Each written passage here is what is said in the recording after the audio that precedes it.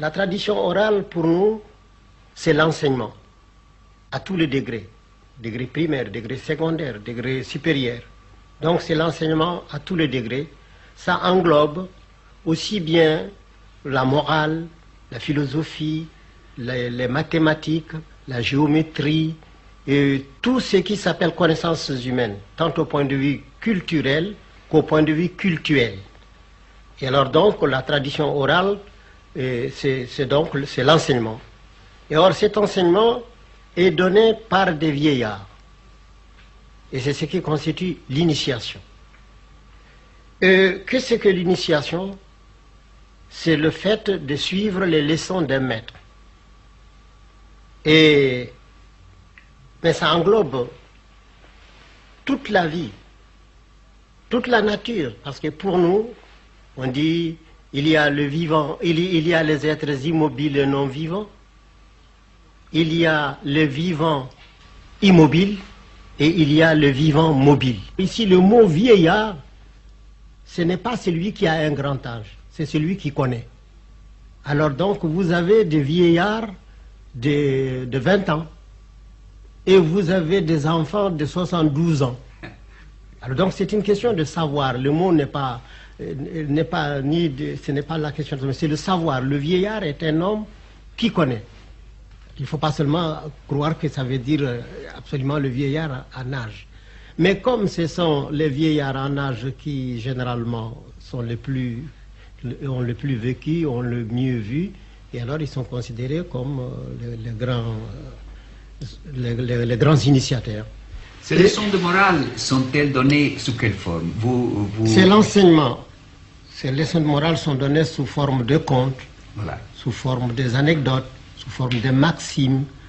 Et voyez-vous, quand j'ai entendu des prêtres prêcher ou lire quelques passages de l'Évangile, ou bien quand j'ai vu quelques passages de paraboles de la Bible, et j'ai vu que l'Africain est encore plus parabolique.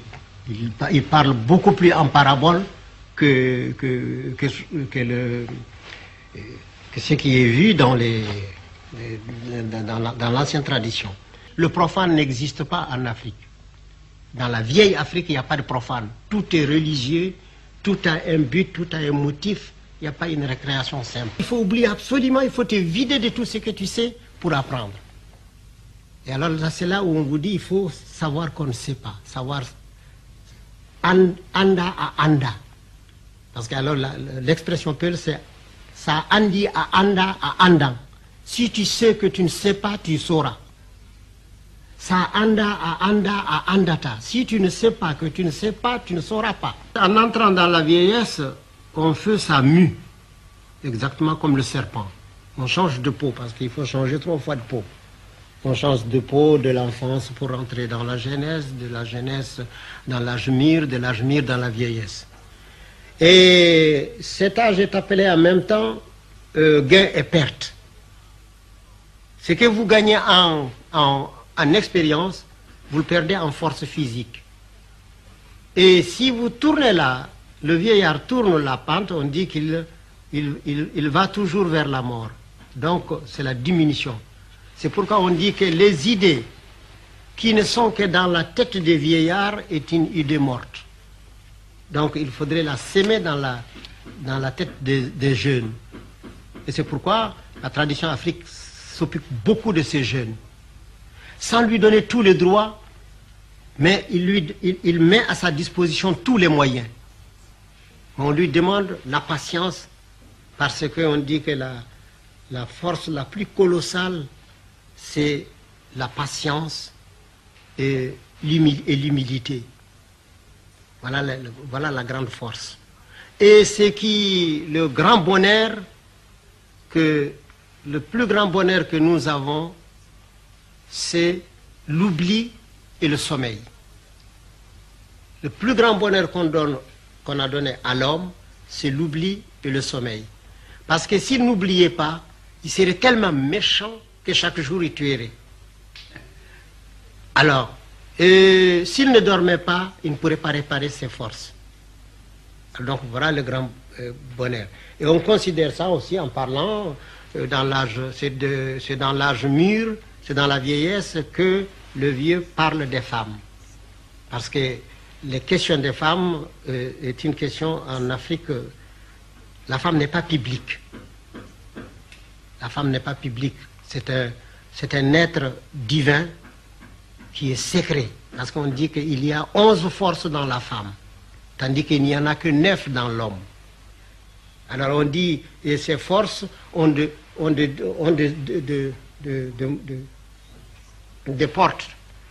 portes d'introduction. Il y en a 7 sur la tête. 1, 2, 3, 4, 5, 6, 7. Et c'est pourquoi on appelle c'est notre tête. Parce que c'est là la supériorité. Et quand vous coupez le cou, l'individu est mort. Vous pouvez couper le bras, vous pouvez ouvrir le ventre, mais le jour où vous coupez le cou, c'est fini. Alors c'est pourquoi on appelle la nécessité d'avoir une tête.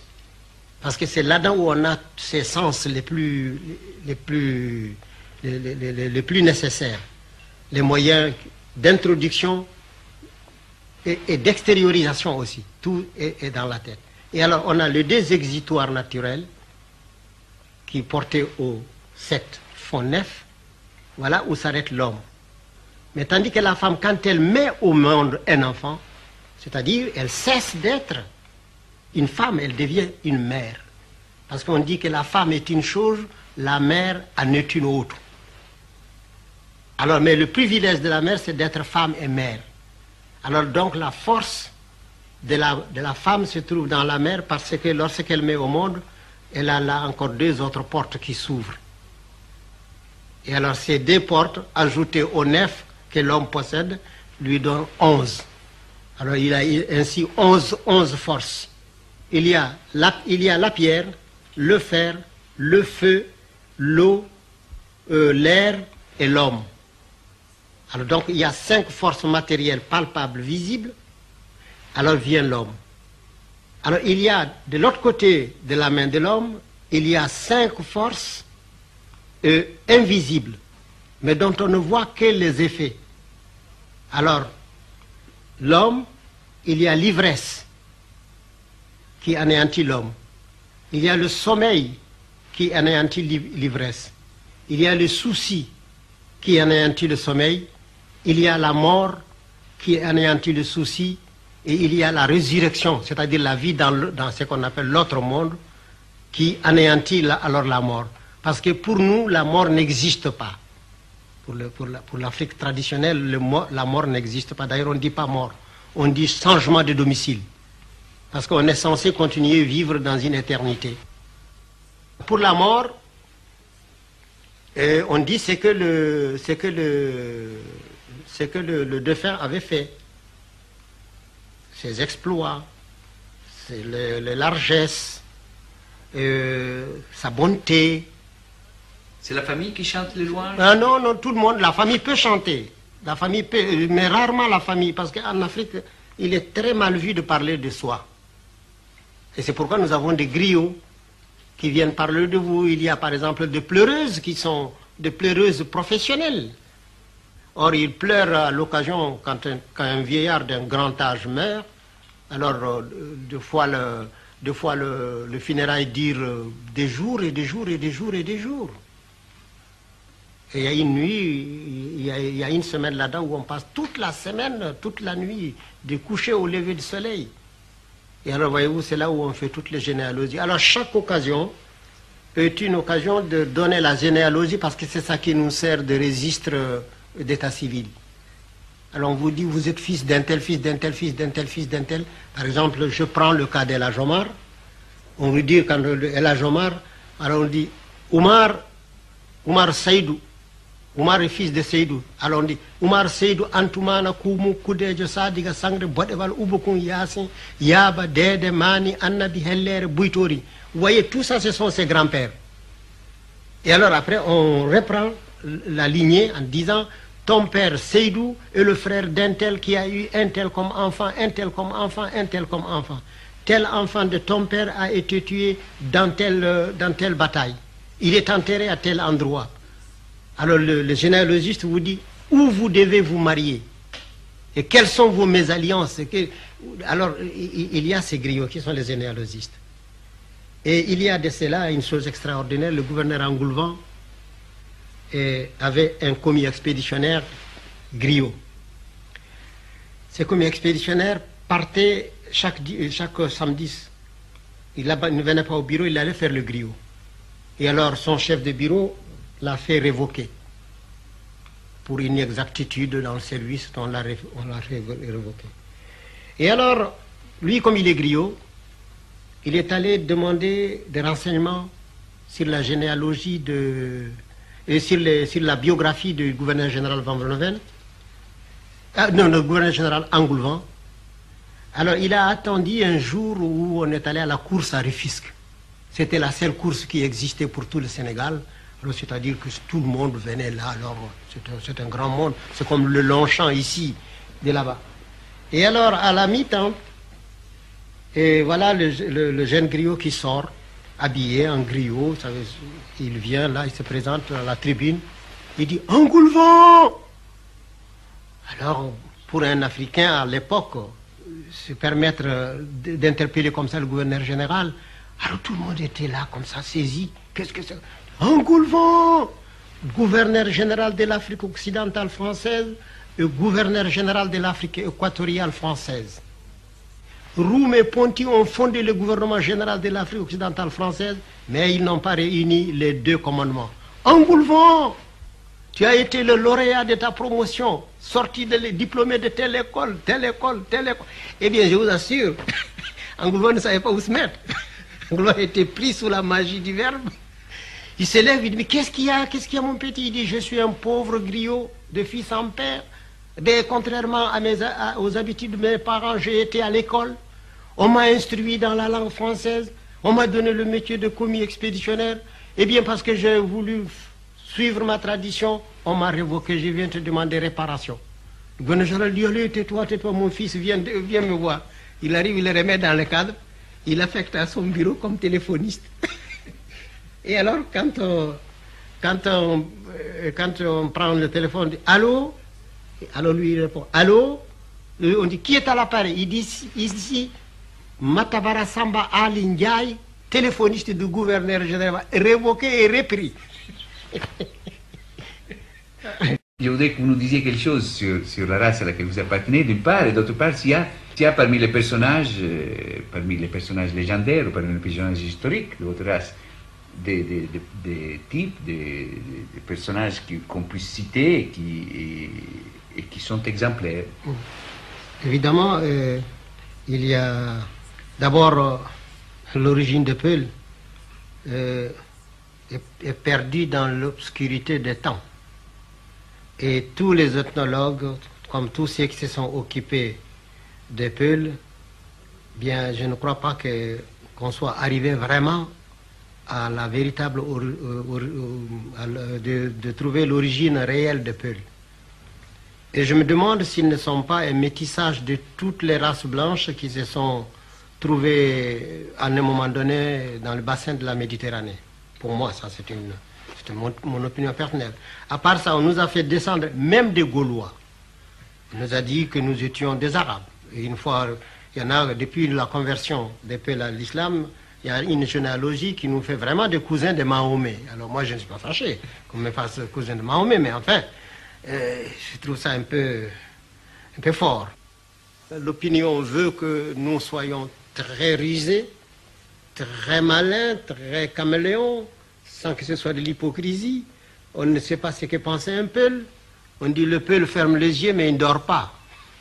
Et alors, eux aussi, et on dit, par exemple, les Bambara disent, si vous voyez l'état du Peul, ne croyez pas que sa maigreur est si vous voyez le Peul, vous le croyez malade. Mais non, sa maigreur, c'est son état, ce n'est pas par maladie. Et les autres ajoutent, surtout les tirailleurs Bambara qui ont appris à parler français, là ils ont fait un français à leur manière, un français tout à fait piquant. Ils disent, Peul, oh, toujours malade, jamais mourir. Un jour, dans la mosquée, l'imam, le chef annonce la mort d'un noble Peul qui s'appelle Tchabadio Dioro Yalalbe. Il dit, mes amis, je vous annonce aujourd'hui avec beaucoup de tristesse dans le cœur que Dieu a rappelé à lui et le prince Tchamba Dioro et Alalbe. Alors tout le monde dit, quelle catastrophe, oh, quel malheur, quel malheur. Quand tout le monde s'est tué, Ibrahim Khalilou se lève et dit, Cheikh Amadou, il dit, j'ai quelque chose à dire. Il dit, Dieu a tué quelqu'un qui le surpasse en 3 choses. Alors vous voyez, en pays musulman, dire qu'il y a quelqu'un qui dépasse Dieu en 3 choses, alors on dit, ben, ça c'est un anathème, on défère Ibrahim Khalilou devant le tribunal.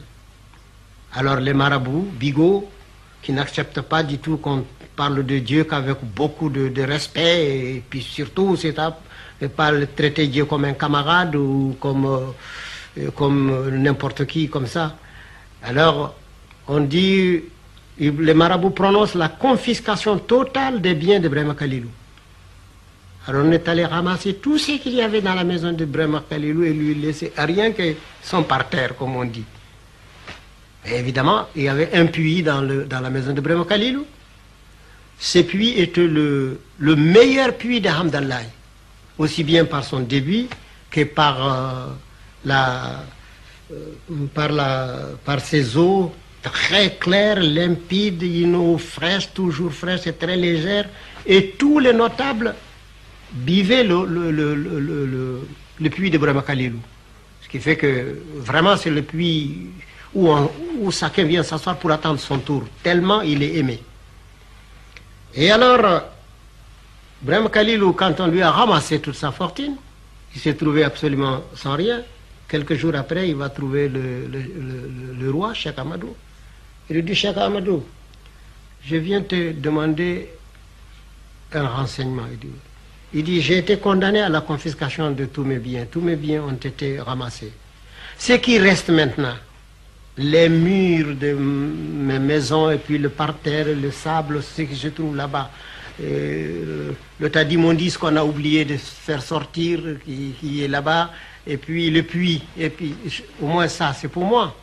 C'est pour moi ou c'est comme de dire ça, c'est pour toi.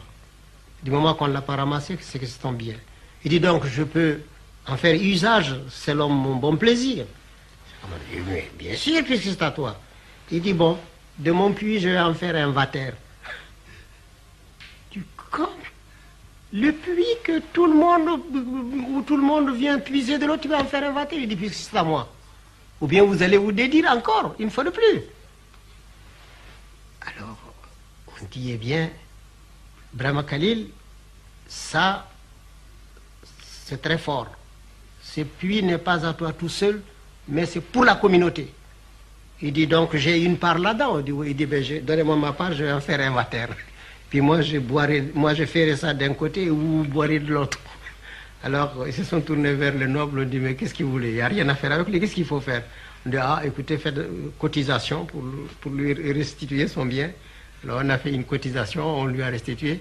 Et oui, une ville de près de 100 000 habitants a cotisé, chacun donnant la valeur de 10 ou 15 francs, c'est ce que ça fait. Il est devenu peut-être 5 ou 6 fois plus riche qu'il ne l'était. Ce sont des histoires très, très jolies, très belles, très édifiantes. Y a-t-il le moyen de pouvoir imaginer la reconstruction d'une histoire de l'Afrique, cette tradition historique, à travers la tradition orale? Y a-t-il la possibilité de retrouver, à travers une récolte, la tradition orale de cette histoire prestigieuse du continent? On dit chez nous que lorsque vous amenez votre jus de fruits au marché, ne le vantez pas, faites-le goûter. Alors c'est la langue qui plaidera pour votre marchandise. Ça veut dire que pour la réponse à votre question, je ne dirais pas oui, mais je dirais seulement j'ai fait un livre en partant des traditions orales. C'est l'Empire Peul du Massina, dont le premier tome a apparu et le deuxième tome est en sentier. Et d'autre part, l'histoire vraie de l'Afrique ne peut être faite qu'à partir de la tradition orale. Parce que tant au point de vue généalogie, au point de vue coutume réelle, ce n'est que la tradition orale, puisque nous n'avons pas d'archives, nous n'avons pas de... Tout est oral, c'est dans l'oralité. Alors donc, on peut recueillir cela, et d'autant plus actuellement, on peut le faire qu'on a des moyens. Il y a la radio, il y a le film, il y a le cinéma, on peut enregistrer, il y a des bandes magnétiques. Alors ça constitue, c'est la période c'est la période la plus propice pour récolter.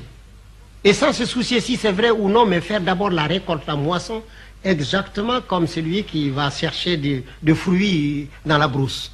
Il ramasse tout, alors après il mettra les cerises avec les cerises, il mettra chaque fruit avec son espèce. Et ça veut dire que actuellement il faudrait qu'il y ait des équipes qui partiront avec des magnétophones, bien avec des films, et pour filmer les choses sur place et écouter les traditionalistes. Parce que les derniers vont disparaître dans 25 ans. Et c'est pourquoi j'ai dit à l'UNESCO que j'ai été très ému de voir le monde entier s'accorder sur une chose, le sauvetage des monuments du Nubie. Ça a été vraiment une œuvre mondiale où tout le monde s'est mis d'accord. Mais à côté de ces monuments, il y a d'autres monuments qui sont plus périssables.